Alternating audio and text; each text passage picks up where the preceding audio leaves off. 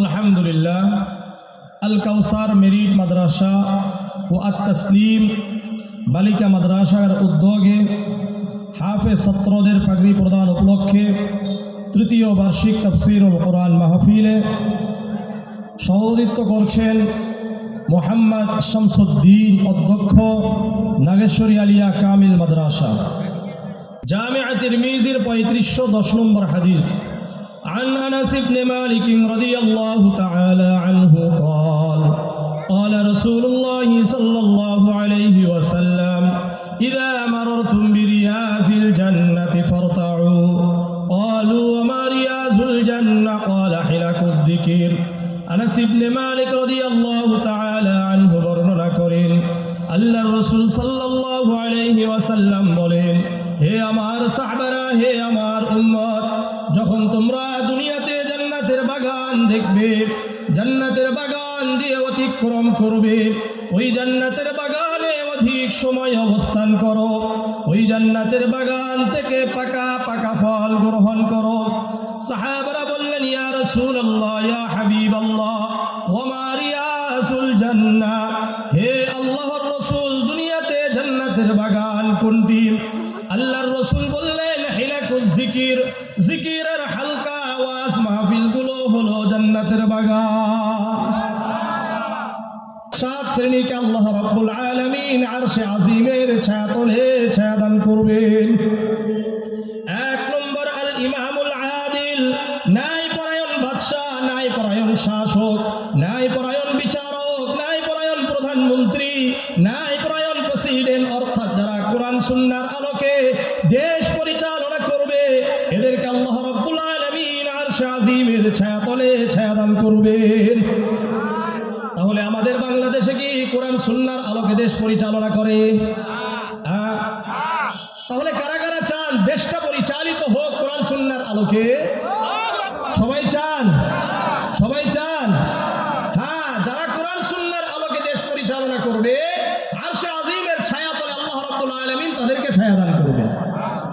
2 নম্বর, ওয়াশাবুন নাশা ফি ইবাদাতি রাব্বিহি আযজা ওয়া জাল্লা, যেই যুবক যৌবন বয়সে আল্লাহর ইবাদত করে, আল্লাহকে সাজদা করে, আল্লাহকে রুকু করে, আল্লাহ তাআলার কোরআন তেলাওয়াত করে, জিকির করে, সুবহানাল্লাহ, আলহামদুলিল্লাহ, লা ইলাহা ইল্লাল্লাহ, আল্লাহু আকবার, এইভাবে সারাটা যৌবন বয়সটা আল্লাহর ইবাদতে কাটিয়ে দেয়, অন্যান্য খারাপ কাজে অংশগ্রহণ করে না, নাচ গানে অংশগ্রহণ করে না, মাহফিলগুলোতে অংশগ্রহণ করে, নামাজের ওয়াক্ত হলে মসজিদে চলে যায়, উলামায়ে কেরামদের সংস্পর্শে থাকে, এরকম যুবকদেরকে আল্লাহ রাব্বুল আলামিন কিয়ামতের ময়দানে আরশে আজিমের ছায়াতলে ছায়াদান করবেন।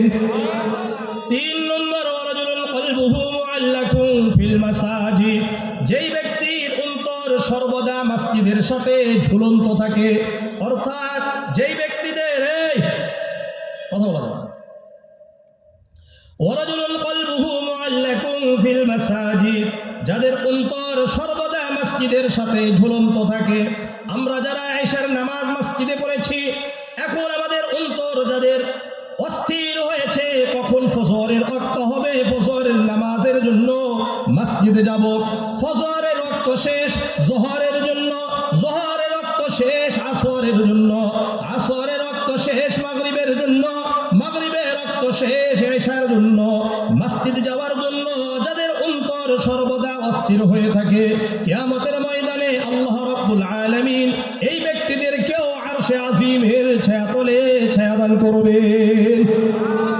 তাহলে আমাদের অন্তরটা মসজিদের জন্য অস্থির হওয়া দরকার আছে কি নাই? কারা কারা নিজেদের অন্তরকে মসজিদে যাওয়ার জন্য অস্থির রাখবেন? সবাই? আল্লাহ কবুল করেন। 4 নম্বর, ওয়াতাহাব্বা ফিল্লাহি ইজতামা আলাইহি ওয়া তাফাররাকু আলাইহি, যারা আমরা আল্লাহর জন্য এখানে একত্রিত হয়েছি, আল্লাহর জন্য এখান থেকে পৃথক হয়ে যাব, কিয়ামতের ময়দানে আমাদেরকেও আরশে আজিমের ছায়াতলে ছায়াদান করবেন। 5 নম্বর, ওয়াতালাবাতহু ইমরাআতুন যাতু মানসিবিন ওয়া জামালিন ফাকালা ইন্নী আখাফুল্লাহ, একজন সুন্দরী নারী বলল, আসো আমরা একটু ফুর্তি করি, মিলামিশা করি, কিন্তু এই ব্যক্তি বলল ইন্নী আখাফুল্লাহ, কেউ না দেখলেও আল্লাহ দেখেন, আমি আল্লাহকে ভয় করি। কাকে ভয় করি? আল্লাহকে ভয় করি না। জিনাহে লিপ্ত হওয়া যাবে না, তোমার সাথে আড্ডা করা যাবে না, তোমার সাথে চ্যাটিং করা যাবে না, মেসেজিং করা যাবে না, তোমার সাথে হারাম ভাবে সম্পর্ক রাখা যাবে না, মোবাইলে কথা বলা যাবে না। আল্লাহ রাব্বুল আলামিন এরকম যারা আল্লাহকে ভয় করার কারণে গুনাহে লিপ্ত হলো না, আরশে আজিমের ছায়াতলে তাকেও ছায়াদান করবেন। 6 নম্বর, ওয়ারাজুলুন তাসাদ্দাকা আখফা হাত্তা লা তা'লামা শিমালুহু মা তুনফিকু ইয়ামিনুহু, যার ডান হাত দান করার পরে বাম হাত জানতে পারে না, এরকম ব্যক্তিকেও আল্লাহ রাব্বুল আলামিন আরশে আজিমের ছায়াতলে ছায়াদান করবেন। 7 নম্বর, ওয়ারাজুলুন যাকারাল্লাহ খালিয়ান ফাফাযাত আইনাহু, যেই ব্যক্তি নির্জনে আল্লাহকে স্মরণ করে সুবহানাল্লাহ, আলহামদুলিল্লাহ, লা ইলাহা ইল্লাল্লাহ, আল্লাহু আকবার, নির্জনে বসে বসে আল্লাহ তাআলার সাথে কথা বলেন, একতি মিনতি করে বলে আল্লাহ অমুক সময় আমি একটা গুনাহ করেছি, কেউ দেখে না, আপনি দেখেছেন, কেউ শুনে নাই, আপনি শুনেছেন, ইয়া রাব্বুল আলামিন আপনি যদি আজকে আমাকে ক্ষমা না করেন, এইভাবে যখন আল্লাহর সাথে কথা বলবেন একতি মিনতি করে, খালিয়ান ফাফাযাত আইনাহু, 2 চক্ষু বেয়ে অশ্রু ঝরে দিবেন, এরকম ব্যক্তিদেরকেও আল্লাহ রাব্বুল আলামিন আরশে আজিমের ছায়াতলে ছায়াদান করবে। এই জন্য সবার কাছে অনুরোধ থাকবে, প্রতিদিন কমপক্ষে একবার নির্জনে বসে মুরাকাবা করবেন, নির্জনে আল্লাহর সাথে কথা বলবেন, আল্লাহ আমি অমুক সময় এই গুনাহ করেছি, অমুক সময় আমি এই গুনাহ করেছি, অমুকের হক নষ্ট করেছি, আপনার হক নষ্ট করেছি, আল্লাহ কেউ দেখে না এই গুনাহগুলো, আল্লাহ আপনি তো জানেন আমি এই গুনাহ করেছি। এইভাবে একতি মিনতি করে 2 চক্ষু দিয়ে অশ্রু ঝরে দিবেন। আল্লাহ রাব্বুল আলামিন এতটাই খুশি হবেন, আল্লাহ তাআলা আমাদেরকে আরশে আজিমের ছায়াতলে ছায়াদান করবেন। এরকম আরশে আজিমের ছায়াতলে ছায়া চান? কারা কারা চান? সবাই। আল্লাহ আমাদেরকে কবুল করেন, আল্লাহ আমাদেরকে কবুল করেন, আল্লাহ আমাদেরকে কবুল করেন, আল্লাহ আমাদেরকে কবুল করেন। আসেন আমি আপনাদের সামনে খুব গুরুত্বপূর্ণ একটা হাদিস বলবো, মনোযোগ দিয়ে শুনেন, অন্তরটা নরম করবেন। আমাদের হয়তো মৃত্যুটা হবে মুমিন অবস্থায়, অথবা আমাদের মৃত্যুটা হবে কাফের পাপিষ্ঠ অবস্থায়। যদি আমাদের মৃত্যুটা মুমিন অবস্থায় হয় তাহলে আমাদের মৃত্যুটা কেমন হবে, আর যদি আমাদের মৃত্যুটা পাপিষ্ঠ কাফের অবস্থায় হয় তাহলে আমাদের মৃত্যুটা কেমন হবে, এ বিষয় নিয়েই আমার আজকের মূল আলোচনা। এই জন্য মনোযোগ দিয়ে শুনেন, নিজেদের উপকার হবে, নিজেদের মন নরম হবে। আল্লাহ রাব্বুল আলামিন সূরাতুজ যারিয়াত 56 নম্বর আয়াতে বলেন, ওয়ামা খালাকাতুল জিন্না ওয়াল ইনসা ইল্লা লিয়াবুদুন, আমি মানব জাতিকে এবং জিন জাতিকে শুধুমাত্র আমার ইবাদতের জন্যই সৃষ্টি করেছি। আমাকে আপনাকে কার ইবাদতের জন্য সৃষ্টি করেছেন? আরো জোরে বলতে হবে, কার ইবাদতের জন্য? আমার আপনার ইবাদত হবে কার? আমার আপনার নামাজ হবে কার জন্য? আল্লাহ রাব্বুল আলামিন সূরাতুল আনআমের 162 নম্বর আয়াতে বলেন, কুল ইন্না সলাতি ওয়া নুসুকি ওয়া মাহইয়ায়া ওয়া মামাতি লিল্লাহি রাব্বিল আলামিন। হে নবী বলেন, কুল ইন্না সলাতি, আমার নামাজ, আমার রুকু, আমার সিজদা আল্লাহর জন্য, ওয়া নুসুকি, আমার কুরবানি হবে কার জন্য? আবার বলেন কার জন্য? ওয়া মাহইয়ায়া, আমাদের জীবন হবে কার জন্য? ওয়া মামাতি, আমাদের মৃত্যু হবে কার জন্য? তাহলে একটু বলেন, রক্ত দিলে কাদের জন্য, কার জন্য রক্ত দিতে হবে? আবার বলেন, রক্ত দিতে হবে কার জন্য? উমুকের তুমুকের জন্য রক্ত দেওয়া জায়েজ নাই, এটা হারাম। যদি আমাদেরকে রক্ত দিতে হয় একমাত্র আল্লাহ এবং তার রাসূলের জন্যই রক্ত দিতে হবে। যদি রক্ত দিতে হয় ইসলাম প্রতিষ্ঠার জন্যই রক্ত দিতে হবে, এছাড়া দুনিয়াতে অন্য কারো জন্য রক্ত দেওয়া যাবে না। এটা আল্লাহর স্পষ্ট ঘোষণা। ওয়া মাহইয়ায়া ওয়া মামাতি লিল্লাহি রাব্বিল আলামিন। আমার মৃত্যু লিল্লাহি রাব্বিল আলামিন, ওই আল্লাহর জন্য যিনি সমস্ত জগতের প্রতিপালক। তাহলে এই আয়াত থেকে আমরা বুঝলাম আমরা একমাত্র ইবাদত করব কার? আল্লাহ। ইবাদত করব কতদিন পর্যন্ত? প্রশ্ন আছে কি নাই? কোরআনকে আমরা প্রশ্ন করি, কোরআন বলো আমরা কতদিন পর্যন্ত ইবাদত করব? সূরাতুল হিজরের 99 নম্বর আয়াতে আল্লাহ বলেন, ওয়াবুদু রাব্বাকা হাত্তা ইয়াতিয়াকাল ইয়াকিন, তুমি তোমার রবের ইবাদত করো মৃত্যু পর্যন্ত। তাহলে আমাদের ইবাদত হবে, আবার বলেন আমাদের ইবাদত হবে মৃত্যু পর্যন্ত। তাহলে বোঝা গেল অবশ্যই অবশ্যই মৃত্যু আমাদেরকে বরণ করতে হবে। সূরাতুল আনকাবুতে 57 নম্বর আয়াতে আল্লাহ বলেন, কুল্লু নাফসিন যায়িকাতুল মাউত, প্রত্যেকটি প্রাণী মৃত্যুর স্বাদ গ্রহণ করবে। Death is the compulsory to all, সবার জন্যই মৃত্যু অনিবার্য। এখন যদি আমরা কোরআনকে জিজ্ঞাসা করি আমাদের জন্য তো মৃত্যু অনিবার্য, আমাদের এই মৃত্যুটাকে কি আগে পিছ করা যায় কিনা? সূরাতুল আ'রাফের 34 নম্বর আয়াতে আল্লাহ বলেন, ওয়ালিকুল্লি উম্মাতিন আজাল ফাইযা জাআ আজালুহুম লা ইস্তাখিরুনা সাআতাও ওয়া লা ইস্তাকদিমুন, প্রত্যেক প্রাণীর জন্য মৃত্যুর সময় নির্ধারিত করা হয়েছে। এই নির্ধারিত সময় যখন চলে আসবে এক মুহূর্তের জন্য, এক পলকের জন্য পিছানো হবে না, আবার আগেও মৃত্যু দেওয়া হবে না। আমার আপনার জন্য মৃত্যুর সময় নির্ধারিত, এই সময় অবশ্যই অবশ্যই আমাদের প্রত্যেককে মৃত্যুবরণ করতেই হবে। এখন যদি আমরা কোরআনকে বলি, আল্লাহকে বলি আল্লাহ, একটু কি পিছানো যায় কিনা? আল্লাহ রাব্বুল আলামিন সূরাতুল মুনাফিকুনের 11 নম্বর আয়াতে বলেন, ওয়ালা ইউআখিরুল্লাহু নাফসান ইযা জাআ আজালুহা, মৃত্যুর সময় যখন চলে আসবে আল্লাহ রাব্বুল আলামিন এক মুহূর্তের জন্য আর মৃত্যুকে পিছাবেন না। তাহলে বোঝা গেল আমাদের জন্য মৃত্যু যদি থাকে অবশ্যই অবশ্যই আমাদের প্রত্যেককে মৃত্যুবরণ করতে হবে, সময় নির্ধারিত। এখন আমাদের মধ্যে আবার প্রশ্ন আসতে পারে, তাহলে যদি ওই এলাকা থেকে পালিয়ে আরেক এলাকায় চলে যায় তাহলে কি মৃত্যু থেকে বাঁচা যাবে? সূরাতুন নিসার 78 নম্বর আয়াতে আল্লাহ বলেন, আইনামা তাকুনু ইউদরিকুমুল মাউতু ওয়ালাউ কুনতুম ফি বুরুজিম মুশাইয়াদা, আল্লাহ রাব্বুল আলামিন বলেন তোমরা যদি মৃত্যু থেকে পলায়ন করতে থাকো, তোমরা যেখানেই পলায়ন করো না কেন, আমেরিকায় চলে যাও, আফগানিস্তানে চলে যাও, কানাডায় চলে যাও, আফগানিস্তান পাকিস্তানে চলে যাও, ইউরোপ আমেরিকায় চলে যাও, যেখানে যাও না কেন মৃত্যু তোমাদেরকে অবশ্যই অবশ্যই ধরবে।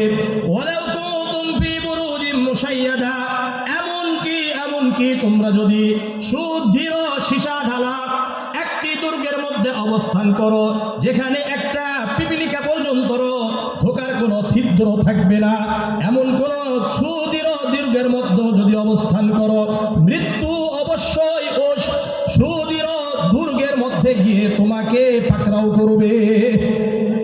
সুতরাং এই আয়াতগুলো থেকে বোঝা গেল আমাকে আপনাকে এখানে যারাই আছি প্রত্যেককে মৃত্যুবরণ করতে হবে। এখন আমার আপনার মৃত্যুর অবস্থাটা মুমিন অবস্থায় হবে না কাফের পাপিষ্ঠ অবস্থায় হবে, এখানেই আপনাদেরকে আমি দীর্ঘ একটা হাদিস, দুটা হাদিস বলবো, মনোযোগ দিয়ে শুনেন, অন্তরটা নরম করার জন্য চেষ্টা করবেন। মুসনাদে আহমদের 18,534, জামিআ তিরমিজির 2460 নম্বর হাদিস। عن البراء بن عازب رضي الله تعالى عنه قال خرجنا مع النبي صلى الله عليه وسلم في جنازة رجل من الأنصار, আল্লাহর রাসূলের বিখ্যাত সাহাবী বারা ইবনে আযিব রাদিয়াল্লাহু তাআলা আনহু বর্ণনা করেন, একদিন আমরা আল্লাহর রাসূল সাল্লাল্লাহু আলাইহি ওয়াসাল্লামের সাথে একজন আনসারী সাহাবীর জানাজায় অংশগ্রহণ করার জন্য বের হলাম। ফান্তাহাইনা ইলাল কবর, আমরা রাসূলুল্লাহ সাল্লাল্লাহু আলাইহি ওয়াসাল্লামের সাথে কবরস্থানে পৌঁছে গেলাম। ওয়ালাম্মা ইউহা, কবরস্থানে পৌঁছার পরে দেখলাম ওই ব্যক্তির জন্য যে কবর খনন খনন করা হচ্ছে, এখনো কবর খনন করা শেষ হয় নাই। গিয়ে দেখি এখনো কবর খনন করা, কথা বলে না, শেষ হয় নাই। فجلس رسول الله صلى الله عليه وسلم وجلسنا حوله كأن على رؤوسنا الطير وفي يده عود ينكت به في الأرض। আল্লাহর রাসূল সাল্লাল্লাহু আলাইহি ওয়াসাল্লাম কবরস্থানে বসে গেলেন। আমরাও আল্লাহর রাসূল সাল্লাল্লাহু আলাইহি ওয়াসাল্লামকে চারদিকে ঘিরে এমন ভাবে স্থির ভাবে বসে গেলাম যেন আমাদের প্রত্যেকের মাথার উপর পাখি বসে আছে। এতটাই স্থির ভাবে বসে আছি যে পাখি যেন আমাদের মাথার উপর বসে আছে। কারণ মানুষ যদি এদিক এদিক সেদিক করে পাখি থাকবে? হ্যাঁ, পাখি তো সেখানেই বসে যেটা স্থির থাকে। বারা ইবনে আযিব রাদিয়াল্লাহু তাআলা আনহু তাদের স্থিরতা বুঝানোর জন্য বললেন, আমরা এতটাই স্থির ভাবে কবরস্থানে রাসূলুল্লাহর চারপাশে বসে গেলাম যেন আমাদের প্রত্যেকের মাথার উপর পাখি বসে আছে। দেখলাম আমরা খেয়াল করে ওফি ইয়াদিহি উদুন ইয়ানকুতু বিহি ফিল আরদ, আল্লাহর রাসূলের হাতে একটা লাঠি, এই লাঠি দিয়ে যেন কি এক ছিল। ফারাফা রাসাহু, হঠাৎ আল্লাহর রাসূল সাল্লাল্লাহু আলাইহি ওয়াসাল্লাম আমাদের দিকে লক্ষ্য করে বললেন, ইস্তাইযু বিল্লাহি মিন আযাবিল কবরি মাররাতাইন আও সালাসান। আল্লাহর রাসূল আমাদের দিকে তাকালেন আর কবরকে লক্ষ্য করে বললেন, হে আমার সাহাবারা, হে আমার উম্মত, দুইবার অথবা তিনবার বললেন, হে আমার সাহাবারা, হে আমার উম্মত, তোমরা আল্লাহর কাছে কবরের আযাব থেকে, কবরের শাস্তি থেকে আল্লাহর কাছে আশ্রয় চাও। কেননা কবর অনেক ভয়ঙ্কর জায়গা। ফাইন্নাহু লাম ইয়াতি আলাল কবরি ইয়াউমুন ইল্লা তাকাল্লামা ফীহি। আল্লাহর রাসূল কিন্তু কবরস্থানে বসে আছেন, সাহাবারাও কবরস্থানে বসে। আল্লাহর রাসূল বলছেন, শোনো শোনো, কবর কিন্তু প্রতিদিন বলে আনা বাইতুল ওয়াহদা, আমি একাকিত্বের ঘর। আমার কাছে আসার আগে বিবেচনা করে আসবে, চিন্তা করে আসবা। আনা বাইতুত তুরাব, আমি মাটির ঘর। আনা বাইতুজ যুলমা, আমি অন্ধকারের ঘর, এখানে কোনো আলো বাতি নাই। আনা বাইতুল গুরবা, আমি অপরিচিতির ঘর, তোমাদের সাথে আমার কোনো সম্পর্ক নাই, কোনো পরিচয় নাই। আনা বাইতুদ দুহুদ, আমি কীট পতঙ্গের ঘর, পোকা মাকড়ের ঘর, সাপ বিচ্ছুর ঘর। আমার কাছে আসার সময় চিন্তা ভাবনা করে আসো, দুনিয়ায় আমল করে আসো। কবর কিন্তু খুব ভয়ঙ্কর। কবর কতটা ভয়ঙ্কর একটু শোনেন। জামিআ তিরমিজির 2308 নম্বর হাদিস, আন মাওলা উসমান কানা উসমান ইযা ওয়াকাফা আলা কবরিন বাকা হাত্তা ইয়াবুল্লা লিহিয়াতাহু।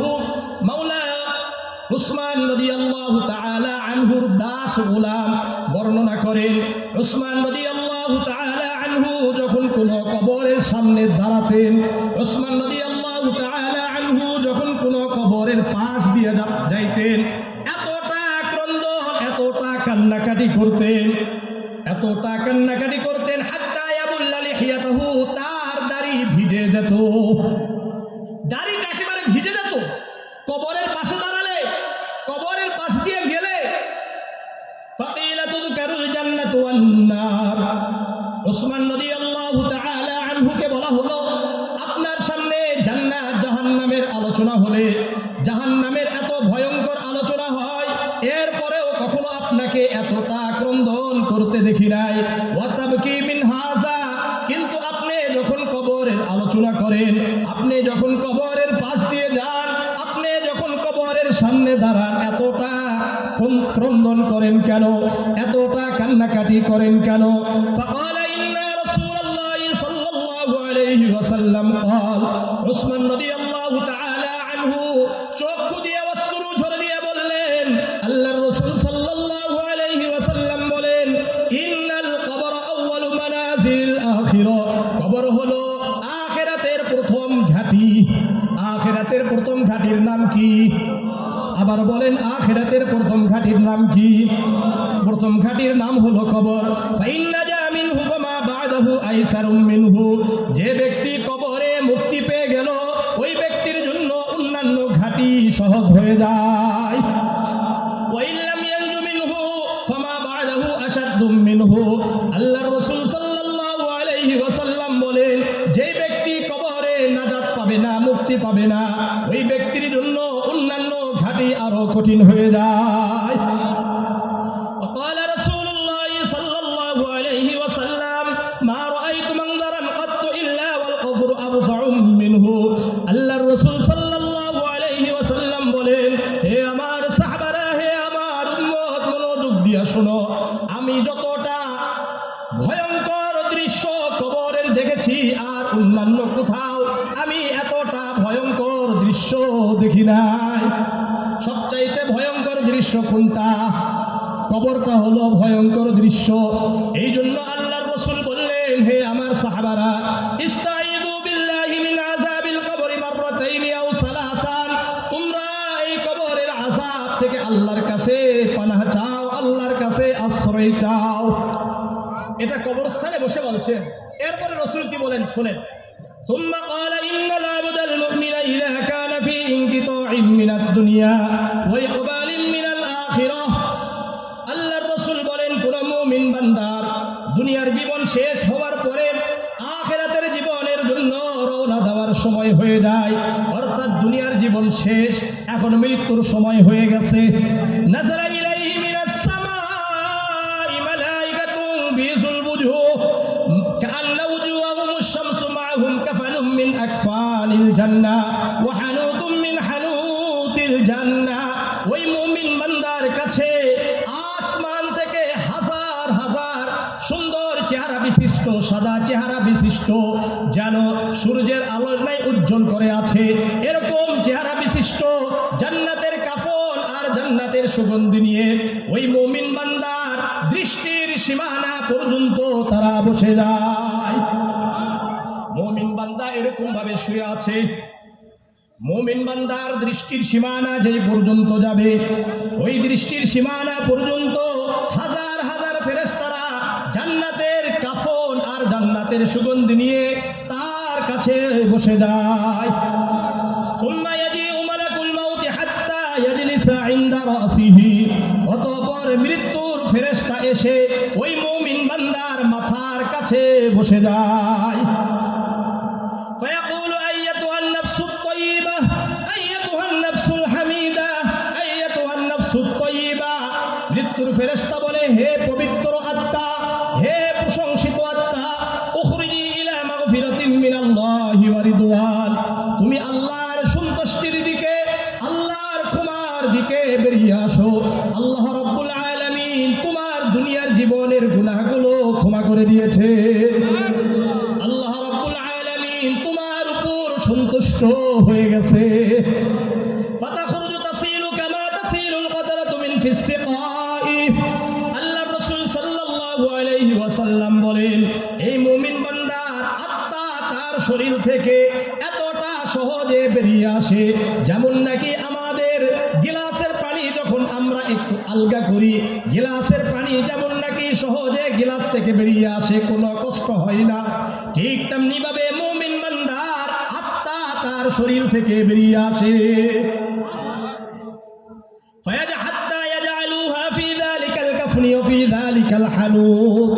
সঙ্গে সঙ্গে ওই মৃত্যুর ফেরেশতার হাত থেকে ওই যে হাজার হাজার ফেরেশতারা যা জান্নাতের কাফন আর জান্নাতের সুগন্ধি নিয়ে আসছে, এরা বলবে যে দাও দাও, আমাদেরকে দাও।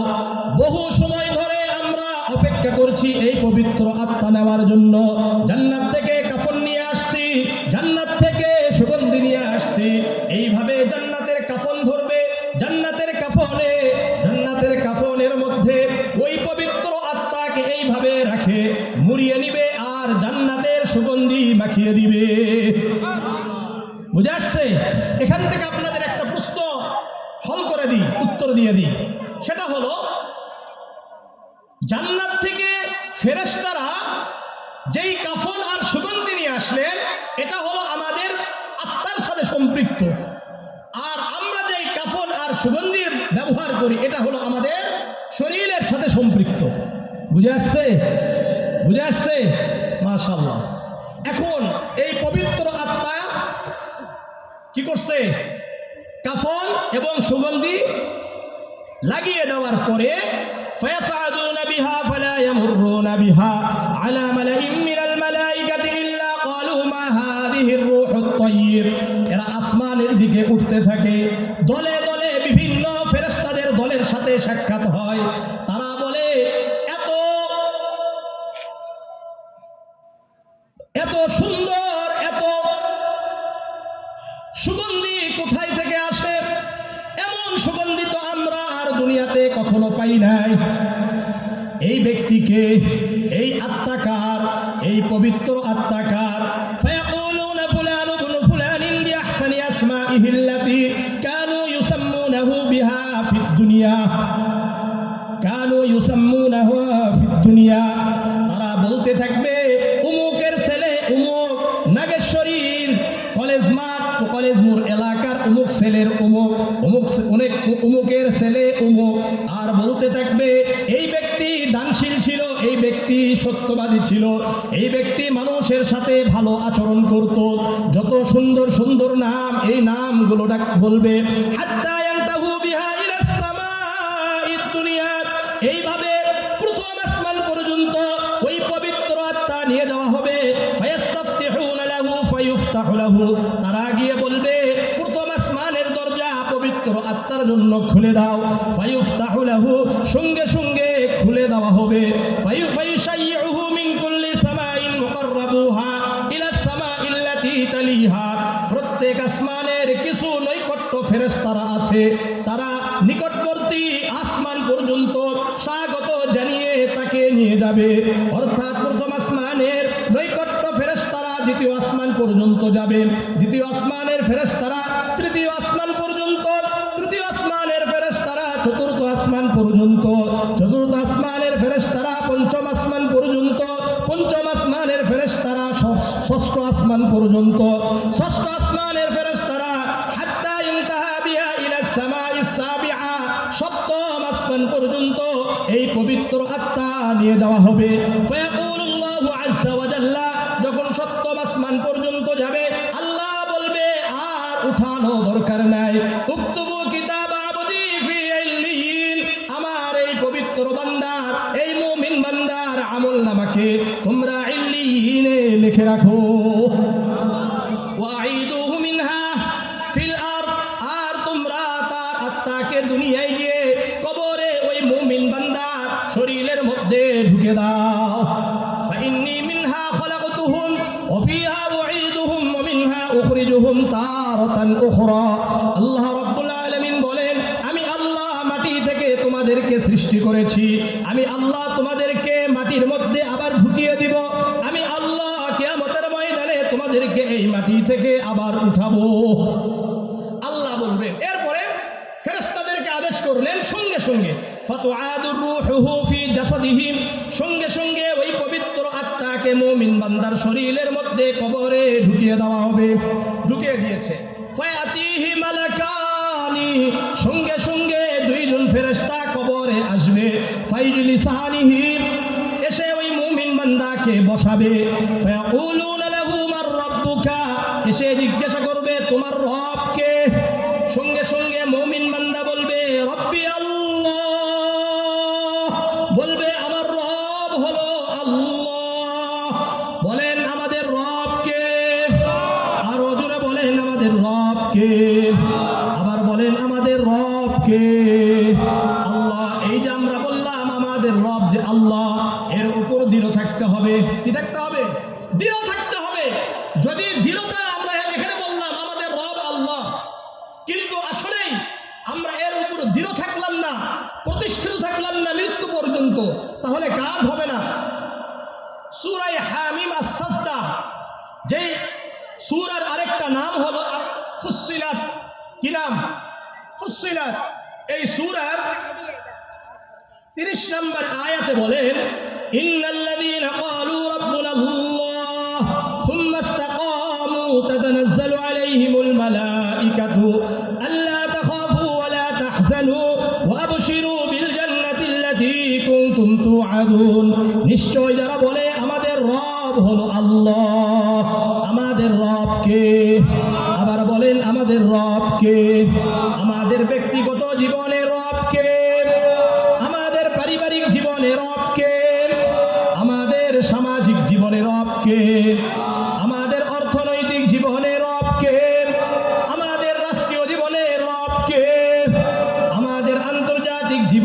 রবকে। ছয়টা জায়গায় রব মানতে হবে। কয়টা জায়গায়? আবার বলেন, কয়টা জায়গায় রব মানতে হয়? ছয়টা জায়গাতে কিন্তু রব মানতে হবে। শুধুমাত্র ব্যক্তিগত জীবনে রব মানলে হবে না, শুধুমাত্র পারিবারিক জীবনে রব মানলে হবে না, শুধুমাত্র সামাজিক জীবনে রব মানলে হবে না, শুধুমাত্র রাষ্ট্রীয় জীবনে রব মানলে হবে না, শুধুমাত্র আন্তর্জাতিক জীবনে রব মানলে হবে না, বরং ছয়টা জীবনে রব মানতে হবে। যদি আমরা বলি ইন্নাল্লাযীনা ক্বালু রাব্বুনাল্লাহ, আমাদের ব্যক্তিগত জীবনে রব আল্লাহ, আমাদের পারিবারিক জীবনে রব আল্লাহ, আমাদের সামাজিক জীবনে রব আল্লাহ, আমাদের রাষ্ট্রীয় জীবনে রব হলো কে? আরো জোরে বলেন, কে? আমাদের আন্তর্জাতিক জীবনে আল্লাহ। সুম্মা ইসতাকামু, বিভিন্ন বিপদ আপদ আসার পরেও যদি বলি আমাদের রব আল্লাহ,